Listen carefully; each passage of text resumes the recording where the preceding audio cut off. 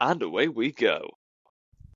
All right, so there seems to be a lot in the news, so I guess the only thing I can say is let's get into the news.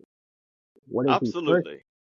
Oh, yes, absolutely. So, remember the last time we recorded an episode, and then I reported that issue that we had with the last episode to Riverside to look into what's going on, and then fast forward less than 12 hours from that point, a particular moment in time, the elephant in the room that everyone is talking about that causes a lot of disruption in their day-to-day lives eventually happened. And I'm not saying that this is all planned. That would be impossible, especially with an 11, 12-hour time gap between those two moments. However, sometimes you have to go in a bit deeper and connect the dots. And this is not particularly it's not just for now, but it's kind of like a warning to some extent. Yeah, I mean, I would say definitely like like not planned. It was just like something weird. Like you said, it wasn't the platform's fault. It was the system. It was like their uh, I assume like their provider pretty much. It was like pretty much them. It wasn't even the platform. So like say it's the platform, it's just like wrong. So yeah, you were right. And yeah, I'm just I'm glad that they got back to you as quickly as possible. 12 Oh yeah, hours. absolutely. Yeah, no, it's like I would say like 12 hours. That's actually pretty good. Some people get back to you within like a week or 2 weeks, maybe even a month. But 12 hours that was actually pretty quick. I'm pretty sure other people had the same problems, which is probably why they got back to you in that amount of time. Oh yes, and of course also the fact that when the Amazon web servers also gone down, yes, it took a while to actually fix the problems that everyone has been talking about. We got things all back up and running in the end. But nonetheless, you never know what's going to happen when we least expect it. Honestly, yeah. Honestly, yeah. You never really know what's gonna happen. You can't really expect what's gonna happen. All you can do is you know be patient and hopefully it'll either resolve itself or you can resolve it, or it really just depends on the whole situation that you're in. Like we didn't really expect any of that to happen, but it did happen. But yeah, hopefully this problem is resolved and it does not happen again. It probably will happen again somewhere in the future, but for now, I'm glad that this problem is resolved right now. Yeah, making of this episode and the making of future episodes. But yeah, is there anything else in the news? Argentina's central bank says it signed $20 billion currency swap deal with U. Hmm. All right, interesting. Let's hear more. Indeed we shall, if it will allow me. Okay, now it will allow me. Okay. Argentina's central bank said on Monday it signed a $20 billion exchange rate stabilization agreement with the United States Treasury Department, 6 days ahead of a key midterm election. The central bank statement said the agreement sets forth terms for bilateral currency swap operations between the US and Argentina, but it provided no technical details. The central bank, the BCRA, said such operations will allow the BCRA to expand its set of monetary and exchange rate policy instruments, including the liquidity of its international reserves. The Argentine peso closed at a record low, down 1.7% on the day to end at 175 per dollar. The BCRA said the pact was part of a comprehensive strategy to enhance its ability to respond to foreign exchange and capital market volatility. The US Treasury did not respond to a request for details on the new swap line and has not issued its own statement about the arrangement.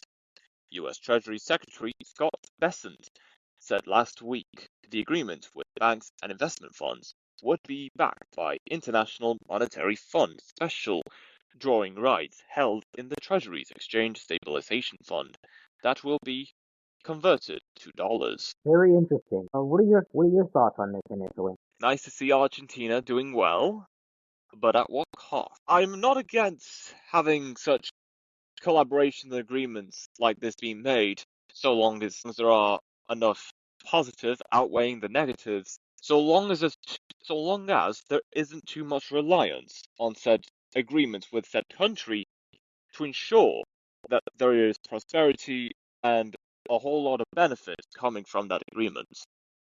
I'm just saying, I'm nice to see that people somewhere around the world and nations are doing well for themselves, but there is concern that if there is a change in an administration between one of the two countries, you never know when things start to fall off or collapse because there's some disagreement between the two nations. Yeah, I would say you never really know what's gonna happen between two nations. You just ultimately have to hope that peace will be the leading force that will allow people to come together and work together. Because ultimately speaking, you don't really want to fight. You don't really want anybody to die. Yeah, you just want the people to get along ultimately. So you know, let's just hope. Let's just hope that things will keep continue. Hopefully things will not escalate to a level where you know it's questionable. That's all I'm gonna say about that. But yeah, is there anything else in the news? Ukrainians brace for another winter of power cuts as Russia shifts tactics. All right, let's hear more. As the lights went out in her hometown, 40-year-old Sinaida could not help but think about her next dialysis treatment for kidney disease. Without electricity, the machine that keeps her alive stops working. Kot is among millions of Ukrainians who are bracing for another winter of power cuts and possibly blackouts as Russia renewed its campaign of attacks on the country's energy grid. Analysts and officials say that this year Moscow has shifted tactics targeting specific regions and gas infrastructure. In some regions, mostly those closer to the front line in the east, the season of buzzing generators has started, as well as long hours of darkness with no power or water. People are once again pulling out small power stations, charging numerous power banks, and storing bottles of water in their bathrooms. The attacks has grown more effective as Russia launches hundreds of drones, some equipped with cameras that improve targeting, overwhelming air defenses, especially in regions where protection is weaker. The consequences are already reshaping daily life, especially for those whose survival depends on electricity. For Zanida Kot, who has been on dialysis for 7 years, this is far worse than mere discomfort. It is bad. We really worry when there is no electricity, she said, from a hospital bed, connected to a dialysis machine powered by a generator that staff call not reliable enough.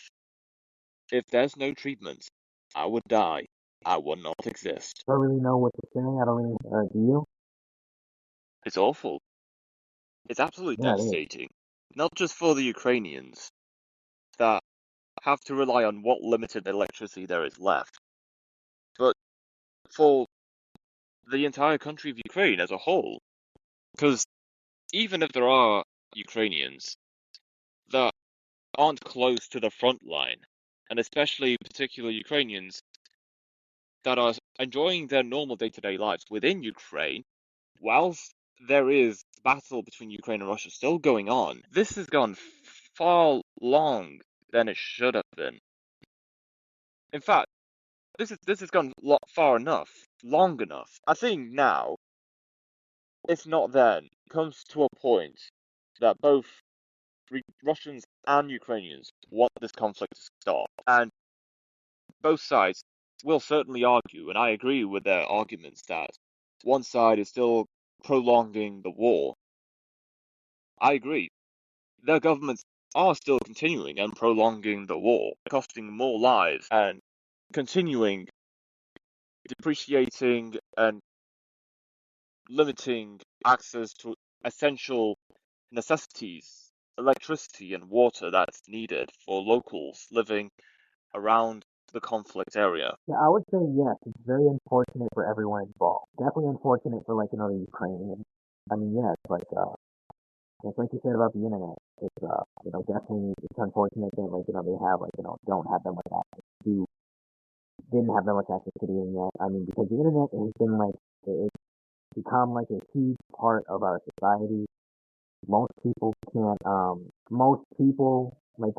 live without the internet. Again, most people don't know what to do without the internet. So I would say definitely it's unfortunate. But yeah, it's you gotta. I would just hope and pray they're okay, and I would just hope and pray that they're just looking on the bright side. So ultimately speaking, not every situation will not always stay bad. I don't believe every situation will remain bad. I mean, there's always something to look forward to, whether it be big or small. And ultimately speaking, I just gotta wait. Just gotta wait and hope. There's always hope when there's hopelessness. So yeah, we just gotta keep them in our prayers and just hope that things will get better from here. But yeah, is there anything else in the news? OpenAI launches web browser to compete with Google Chrome. Let's hear more. Okay, let's hear it. On October 21st, 2025, OpenAI introduced ChatGPT Atlas with a live streaming set for 10 a.m. US Pacific Time, 1 p.m. US East Coast Time, describing it as its new browser launching globally on macOS, with Windows, iOS, and Android coming soon. Amid AI-driven changes in search, OpenAI aims to capture more traffic and ad revenue, competing with Google parent Alphabet's Chrome and Perplexity AI's Comet browser. The browser features an Ask ChatGPT sidebar that stays open while you browse, includes an operator AI agent and cursor chat for tasks, and uses browser memory to personalize responses. Shares of Google parent Alphabet fell 4% after OpenAI announced the launch. And observers said OpenAI was already hitting Google where it hurts as the livestream went live. As AI browsers become a battleground, Atlas's Chromium base and agent pairing position OpenAI for wider impact with a Mac first rollout and Windows and mobile versions soon. Well, I will say this about OpenAI. First off, I want to ask a question. Would you use it? No. Yeah, me neither. Honestly, me neither. It's I would say, man, AI definitely has their work cut out for them, but at the same time, I don't know. I don't know. I think people will definitely gravitate towards that. Because, yeah, most people trust AI a lot. Yeah, I don't really trust AI. There's definitely probably something shady going on behind the scenes, but I'm not going to say there is. I would assume, I would make that assumption, but I would not put that, alleged assumption on them unless I have proof, and I don't have proof. But, definitely, I would say AI is definitely not going. I'll be honest. You hear these things about competition. Yet these supposed competitors coexist. One may get over on the other once or 1 year around, but then the other will. But then eventually they'll be on equal playing fields as much as how much people use them. For OpenAI, I mean, once again, a lot of people trust it. I don't really trust it that much, but I would say I'm gonna try to stick to just going on websites myself and not relying on AI. Because here's the thing about AI too. AI can I would say AI is not that objective because you know you can pretty much mold it to what you want it to say. You can have it agree with you if you want. I've noticed that. So I'll just trust. I'll just keep googling my stuff, going on the internet, going on the websites to get my proof. And yeah, I'm gonna try not to use AI or rely on AI. Cause yeah, it's like I said, before I was like, just trying to rely on AI for certain things. Now I'm not going to try to rely on it. I'm going to try to actually, I don't know. Also, when it comes to AI as well, it gives you an excuse to not think as hard as you should be thinking. So, as for this supposed new competitor to Google, well, let's see what they got. I'm not going to wish them luck nor wish them the worst of luck. I'm just simply going to say, let's see what they can do. Because who knows? They could probably do a whole lot. But still, it's AI at the end of the day. But I think most people will gravitate towards it because a lot of people love AI. A lot of people love AI. They sure do. Yeah, but let's see where it goes, though. Let's see where it takes us. Let's see. I'm not going to use it. You're not going to use it. No, I absolutely don't think not. Risk would use. I don't think Risk would use it either. Nah. But yeah, no, none of us are going to use that. I mean, it's built in. I mean, and with AI, it's just built into Google. So if we can, I don't even know if we can disable that, like from like settings or whatever. But it seems to be integrated into Google, into like the Google search. So I would say you have no choice but to kind of see the results that pops up. But ultimately speaking, like you don't have to like you can just still go to the regular website and all that. But yeah, let's see what they got, and let's see if they can hold up. Let's see if the information is accurate, and let's see if people put their full trust in AI, because AI is the future. AI is, I don't know what it is to most people, but AI is something to most people. Let's see what happens next. But is there anything else in the news? Met Museum's first Egypt show in over a decade brings ancient gods and goddesses to life. Yeah, I don't know either. Let's just read the story. Alright then, see if they will allow me. This is kind of suspicious in my opinion. Okay. The powerful gods of ancient Egypt are having a get-together on Manhattan's Upper East Side. That would be at the Metropolitan Museum of Art.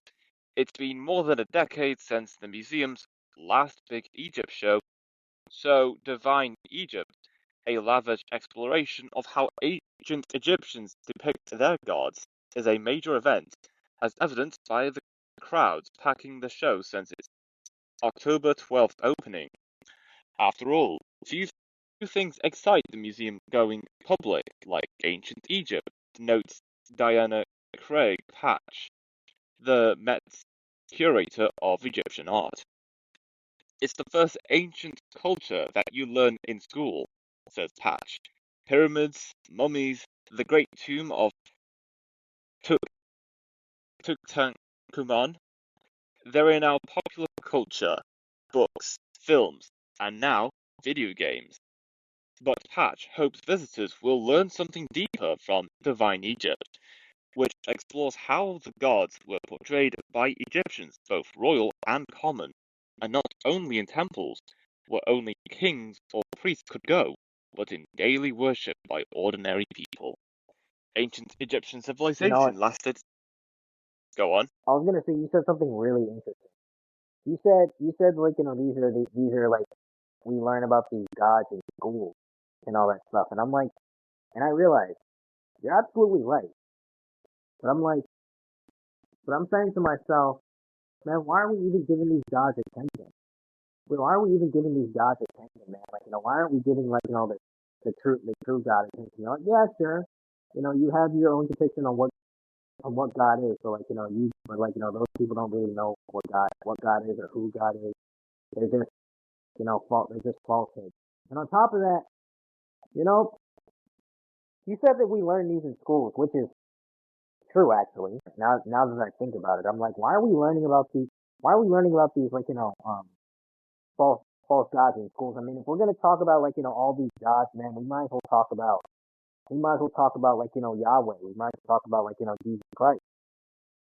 I mean, I don't remember learning about Jesus Christ in school because they would just say like oh like keep educate contemporary from religion and all that stuff, but it's really just historical history. It's also kind of weird nowadays, like as advanced that we are. They say that he didn't exist. But yeah, I would say, but like, yeah, my point is, who cares? Why are we giving like these like false gods attention anyway? I mean, the culture, sure, you can give that attention, but why do the gods have to be a part of it? Did these gods shape their culture, or did the people who were part of that culture shape their culture? That's really like my main question. Did these gods that were like the cult shape the whole culture of Egypt? I mean, that's an actual question that I'm wondering. Or did like certain practices like outside of these gods shape the culture? And like of I mean, yeah, I'm just saying, since we're talking about like divine gods, we shouldn't leave out the one true God. But yeah, that's just that's just me.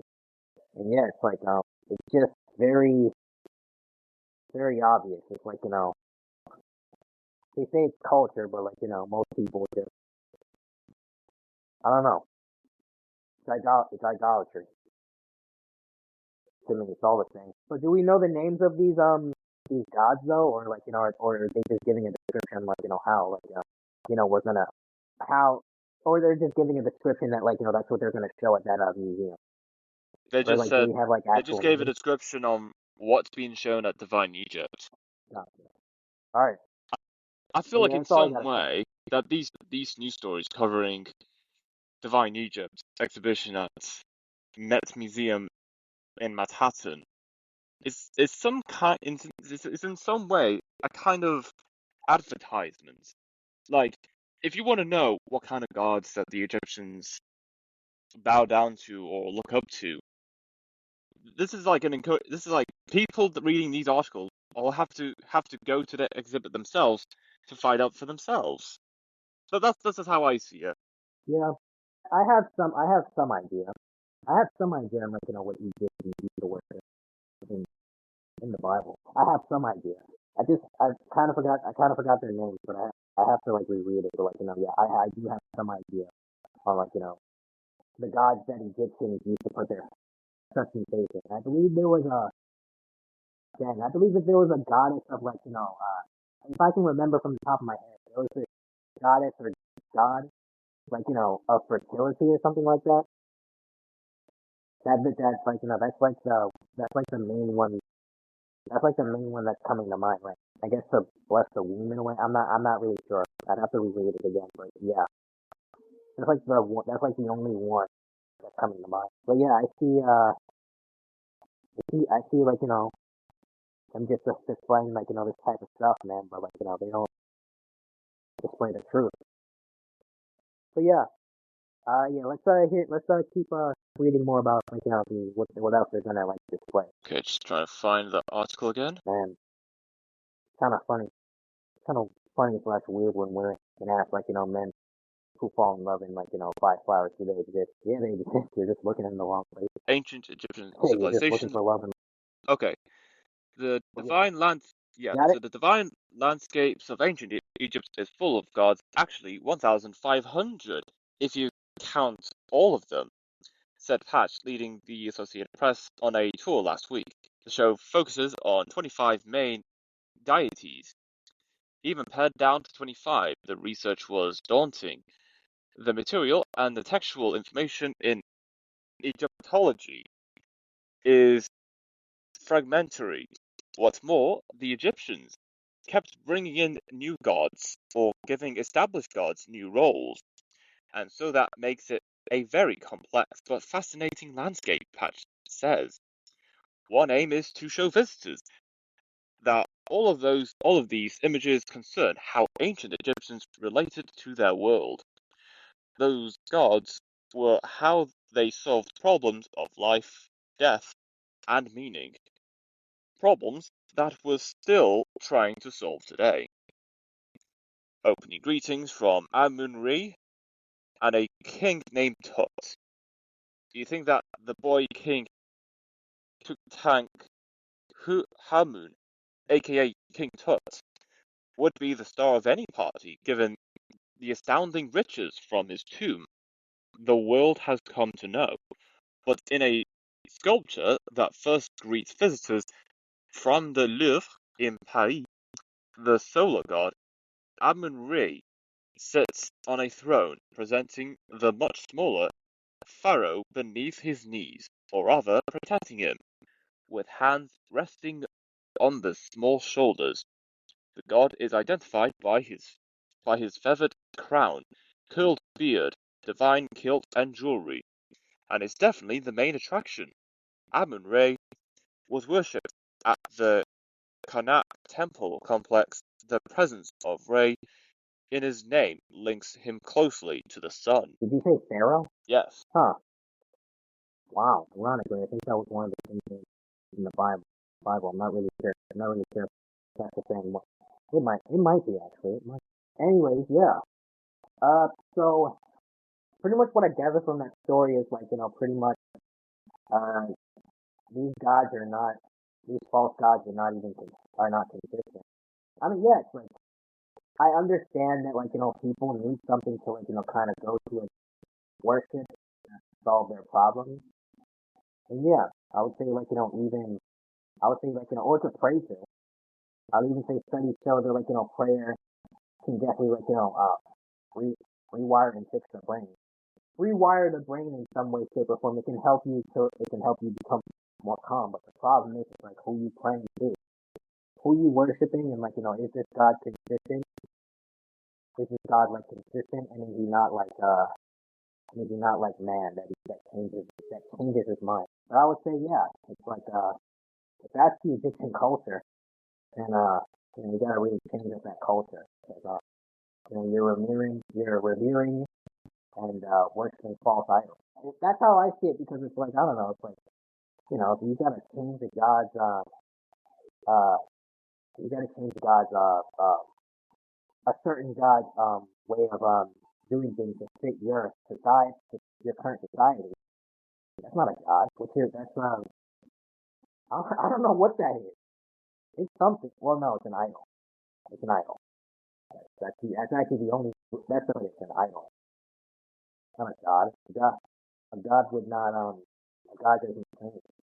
A God is consistent. A God is consistent. Yeah, when you mentioned Pharaoh, I'm like, yeah, that was definitely yeah, it was in the second, like, there was a guy named Pharaoh in the second book of the Bible that went through. That pretty much, the guy named Pharaoh, he enslaved Israel. He enslaved the Israelites for a couple of years until God rescued the Israelites from Egypt. So I'm like asking myself, is that the same Pharaoh? Probably is. It probably is. It has. So it's like, and I would say not there, like God, like Pharaoh definitely saw that power of like the God of like Israelites, like God at that time. So it's just simply a matter of you got to change that culture. That's not a real culture. It's a culture of idolaters, but it's not a real culture. I mean, culture is like, well, culture varies from like based on like where you're from. Culture can be varied by certain celebrations, certain practices, certain things that you do on a certain day, or by the gods that you worship. Sometimes you have to abandon that culture. Some people abandon that culture for other reasons, or for other falsehoods, or for truth. So yeah, I'll say yeah, like I'll say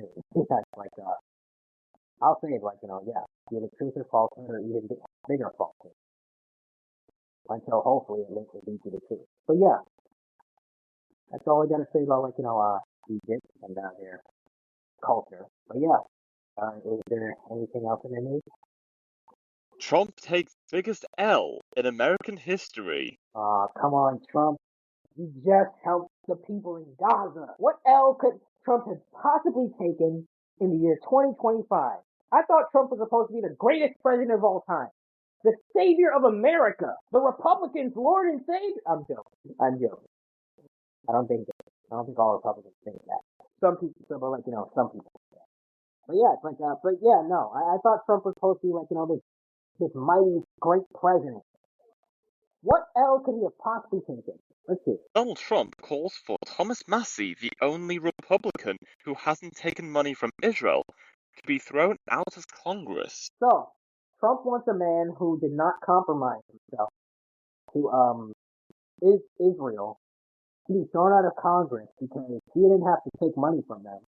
He did it all. He's doing it all himself, and he doesn't have anyone compromising him, or anyone like making him contradict his prior stuff. Pretty much, yeah. Trump is like, oh yeah, you're not a ally of Israel. All right, cool. Get out of Congress. You're not welcome. I'll be honest. I wouldn't be surprised if he went independent. If he does get set up like Congress, I wouldn't be surprised. Actually, I wouldn't be surprised if that Republican went independent. I think Yeah, most really people makes who are sense. not either welcome, and it only does. I would. Most people who are not welcomed by the Democratic or Republican Party, they usually go independent. Now, can they get in by being independent is the question. And the answer is usually, well, no.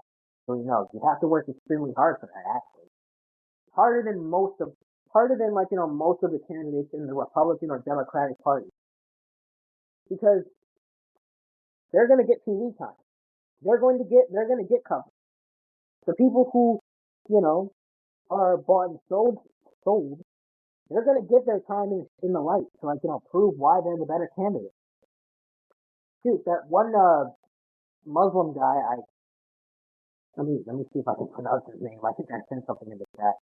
Let me see whether I can pronounce the guy's name. That guy named, hold on, Zoran Mindeni, I think the same thing. He's he's bought and sold. But at the same time, he also has his own agenda. But we're not going to get into that. Is he a Democrat? I think he's a communist Democrat, right? Yeah, I would So suspect I would assume that any that there are a handful of Democrats that would most likely be communists. yeah, so yeah, he's a Democrat. He's getting backed by he's getting backed by I would assume he's getting backed by Israel. I'm not even sure if he is. I mean, he speaks out against Israel, but Thomas Massie. I'll be honest, I'm not sure. Yeah, well, no. The Muslim guy. So Zoran Mamdani. yeah, does he speak out against Israel, even though is he a Democrat? Let me look it up. I think Zoran Mamdani is a Democrat, and I think his stance on Gaza is that, well, how do I put this?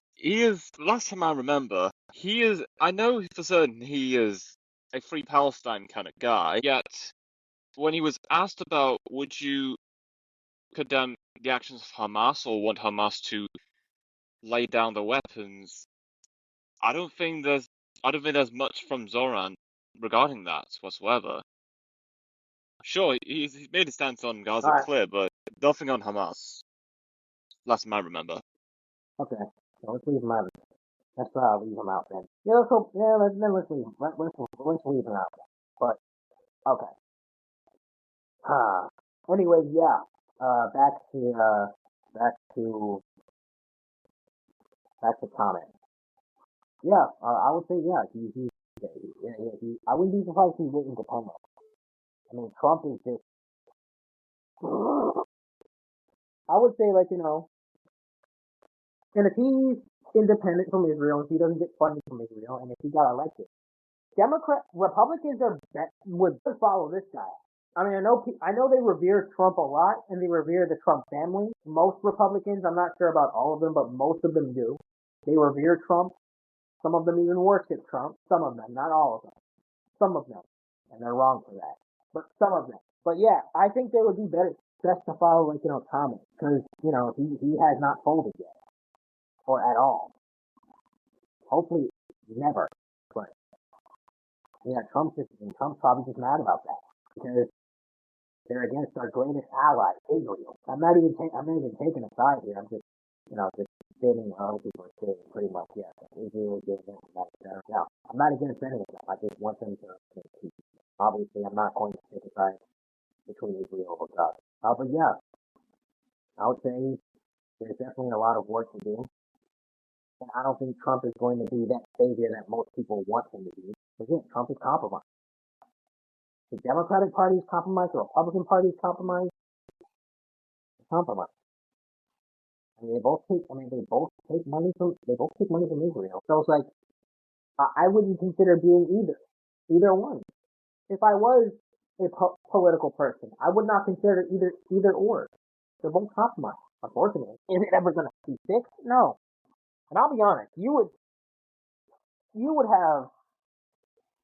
I would say you would have more faith in me if you believe that it's actually going to get fixed in our political society. You have far more faith than me. So I don't. Oh yes. I don't believe that they're going to be fixed at all until the end of time. But there's really nothing that me or you can do about it. And all we can do is just wait and see. Grab our popcorn or whatever we eat for a snack or a kit or anything, and just watch the show from the sideline. Because me and you know what's going to happen. Me and you know what's going to occur. And yeah, all we can do is prepare. And I would give future plans to run for president, but in all honesty, I don't think I'd win. Not because I can't come up with good ideas, but because would I really get the coverage on myself to actually run for president? No. And I believe that, if we threw away every political figure, I believe the common American would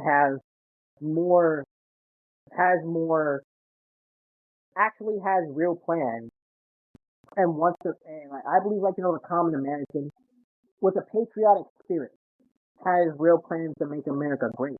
The problem is they wouldn't be able to get in. I wouldn't be able to get in. If you were here, you wouldn't be able to get in. If Rich was here, he wouldn't be able to get in either. It's either obviously you can do it, but you would have to work not even 10 times as hard. You'd have to work 100 times as hard, if not 200 times as hard. No sleep, no rest to actually ensure that you get into that office. You would wear yourself out before you even getting in the office, and then they would possibly eventually try to take you out. And you would ask yourself this: what was the point of me even doing it? There was no point. They're going to take you out because they don't agree with you. You got in by popular demand, by the people with smart decisions, and you had great ideas, and you were against the establishment. You were against the powers that be, and you got taken out for it. Or maybe if you survive it, and they give you a chance to choose their side, to take their side, and to take that contract and take their hand, then sure, yeah, they'll probably spare your life next time, but you'll look like a hero. You'll look like a hero, but then a couple months down the line, you'll compromise, and people will be like, "Yo, what is going on with this person? Why is he acting weird?" Like with Trump, he looks like a hero when he got shot. He looked like a man, with his fist in the air. He's like, you can't kill me, with his fist in the air, looking all powerful. But then you see his prior actions now, and it's like, Trump, what are you do? What are you doing? Where's the Epstein's list? Where is that? Now it's not important because you're on it. But allegedly he's on it. I don't know who's on it. But yeah, no, it's unfortunate. Whether if anyone runs for president or not, you would not be able to win without the backing of the Republican Party or the Democratic Party, whose backing is the people, the powers that be. Most people would say Israel. Others would simply just keep it at powers that be. Some people would call them Frankists or globalists or controllers. I don't think people say controllers. I just made that up. But still, they would call them. Some people would even accuse them of being a certain ethnicity, a certain race, a certain ethnicity. But yeah, it is what it is. And it was what it was. Yep. exactly. But is there anything else in the news? Bob Villain on death to the IDF chant. I do it again tomorrow, twice on Sundays. Twice on Sunday. Okay, let's hear more. Bob Villain, frontman Pascal Robertson Foster, said on October 1st he would repeat the Glastonbury Festival chant of death to the IDF and stands by it. Framing the chant as protest over conditions in Palestine, Villain cited killings and oppression and sought support from Palestinian friends who lost family members. Responding to fellow artists, Villain hit back when Blur frontman Damon Albarn called the chant a spectacular misfire and dismissed Albarn's response as disgusting, while BBC staff praised the set shortly after. The BBC's Executive Complaints Unit ruled the broadcast breached standards leading to an apology, ruled tightening police investigation, and criticism from Labour leader Keir Starmer and the Israeli embassy in London. The podcast notes the interview was recorded on October 1st and predated the Manchester synagogue attacks on October 2nd and Gaza ceasefire on October 10th. Interesting. Do you have a take on this? Before I give my thoughts on the matter, I will say, regardless on what opinions people have, whether it be negative or positive for particular sides, everyone's entitled to those opinions. And as my thoughts on Bob Dylan and death to the IDF chant, whilst he is entitled to his opinions against the Israeli government, there is a line at some point being drawn that if you cross it, that is inviting violence, discourse, and chaos that cannot be managed to any extent, even if there is people that try to de-escalate the situation, and as well as there are people trying to unite both sides, saying, whilst you're all entitled to opinions and you may have your differences, do not let violence and any differential divisions get the best of you. We must find a way for us to continue living lives peacefully. But even if a lot of people want to live their lives peacefully, there's always going to be some destruction to peace at some point, especially now. Bob. If again, Bob Dylan is of course entitled to his opinions, and of course he's also entitled to express his opinions that shows negativity against the IDF, the Israeli government, and especially his opinions on what's going on in Gaza. But there has to be a line drawn somewhere that if you say something that invites some kind of violence to the point where particular groups of people are harmed, mainly physically, then we have to ask ourselves, what has this world come to? And even if we look back, no, actually, what would the future generations think of this situation? That I am certain that not many people are thinking of that, think about what people in the future would think of this situation. Whilst there'll be few, that would side with Bob Dylan, but there will be a handful of people that will say otherwise on the matter. You can I get you expressing your opinions, but why must you speak death on anyone, even if it's people that you do not agree with and you do not like? Whilst you have entitlement to expressing your opinion, why wouldn't you want someone to be unalived based on their identity, occupation, or just affiliation of a particular group doing anything anywhere around the world? We shall continue to speak out on important issues However, there is a line that should not be crossed. Even if we are outraged by particular groups of people causing the said violence that we do not want, we shall not stoop to the levels of our enemies, no matter what. That is what I will say. And until Eric continues to Say that one more reconnect time. to the studio, I will continue to read the next headline. It's unfortunate that, Okay. and actually, back to the story about Amazon Web Services. I have not said that this is a coincidence. I'm not saying this is all planned in regards to me reporting the same said issue that's happening now. Seriously, I mean, I'll be honest. There's one thing if this was happening only twice or 3 times a month. This is getting ridiculous. It's outrage. It's This is outrageous. happening like consistent. And How many times has this as happened? I was when I was speaking of this problem that you're going through, then you come back. It's so hypocritical. Like, you know what? Fair play to them. I'll give them credit for actually trying to get a reaction out of us. That's pretty good, not bad. But still, that it's going to get old fast. Just like how the same problem happened to Risk every time he's give his opinions on anything, I don't know if it's them or and like the then we just internet. lost I'm the not plot. sure. I'm not sure. Like, I don't know if it's them or just the internet. Like, from the sad light in general. I mean, my Because, like, internet's I working have all heard. right. Because I'm not gonna lie, I have. Oh, okay. All right. Well, just let's finish this out of reconnect. Can you still hear me? Wow, I cannot hear what you're saying. Goodness me. Well, I guess I don't have to worry about AWS anymore. And it's like it's weird when you stop reading.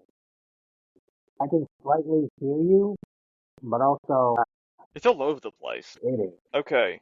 Cards Against Humanity and Elon Musk's SpaceX reach settlement over alleged trespassing in Texas. Texas courts records show SpaceX settled the trespass lawsuit brought by Cards Against Humanity last month with terms undisclosed and the trial set for November 3rd.